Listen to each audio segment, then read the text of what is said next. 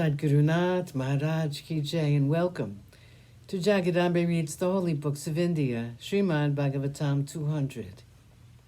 As you may remember, Kaushika realized that he could still become angry and that he had more work to do. 124. Vishwamitra the Brahmarshi. Kaushika abandoned the north and walked to the east, and there he again performed tapas. For 1,000 years he was silent, and the world as well as the celestial world were all being burnt up by his penance. Kaushika had become thin as a stick, and he had surmounted several obstacles placed in the way of his achievement. He banished anger completely from his mind.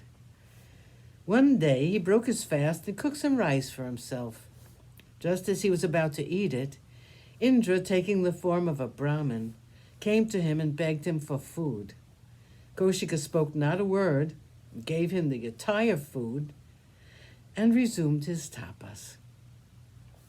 It had now become more intense.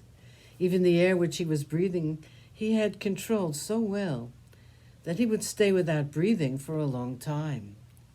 Smoke began to emanate from his head, and the world was suffering because of his tapas. Indra and the Devas went to Brahma and said, Kaushika has now begun to glow with the greatness of his tapas. If you do not grant him what he has been wanting all these years, his tapas will destroy the three worlds. His glory is so great that the sun and fire have lost their luster.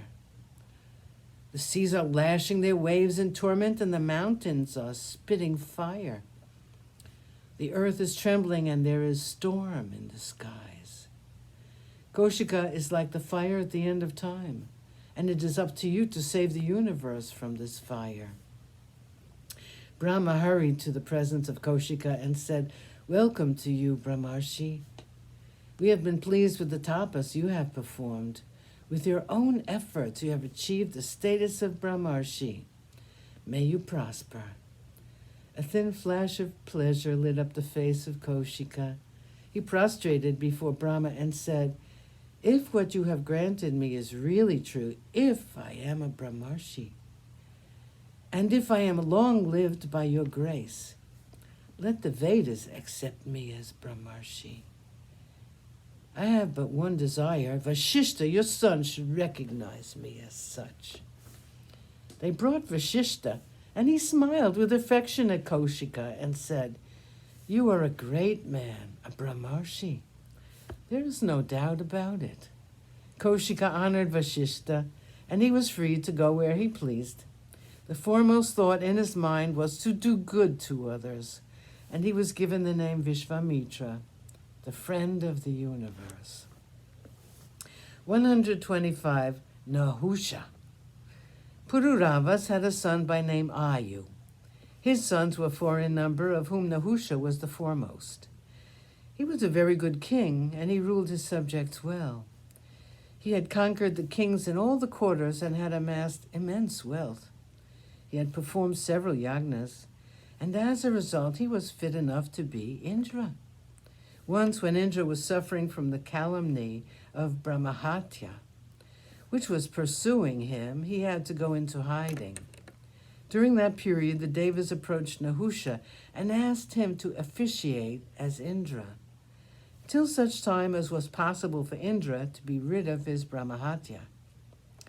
So be it, said Nahusha, and went to the heavens, after appointing Yayati, his son, as king. In course of time, Nahusha became arrogant. The wealth he had amassed, the power he had over the entire world, the fact that he had performed several yagnas, and, last of all, the decision of the Devas that he should be made Indra, made Nahusha proud and arrogant. Nahusha was a great king, but he was now afflicted by pride, born of the sense of power. Indra had a special privilege. His palanquin was borne by the 7 rishis, and whenever Nahusha went out on errands of state, he would be carried by the rishis. This made him very happy. He suffered under the delusion that the rishis were his slaves.